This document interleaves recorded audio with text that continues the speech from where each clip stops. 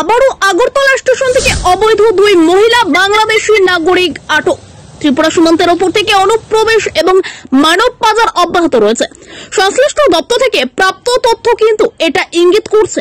প্রশ্ন হচ্ছে, সীমান্তে এত কড়াকড়ি দাবি করা হচ্ছে, তা সত্ত্বেও কি করে প্রত্যেক দিন অবৈধ বাংলাদেশিদের প্রবেশ ঘটছে? সোমবার গোপন খবরের ভিত্তিতে দুজন বাংলাদেশি মহিলাকে আটক করা হয়েছে আগরতলা রেল স্টেশন থেকে। তারা অবৈধ উপায়ে বাংলাদেশ থেকে ভারতে প্রবেশ করে এবং তারা ট্রেনে করে দিল্লি পাড়ি দেওয়ার উদ্দেশ্যেই আগরতলা রেল স্টেশনে আসে। Agartala GRPS, Agartala RPF, BSF এবং গোয়েন্দা বিভাগ মিলে এই অভিযান করে। প্রাথমিক জিজ্ঞাসায় তারা জানিয়েছেন তারা ত্রিপুরা হয়ে দিল্লি যাবে।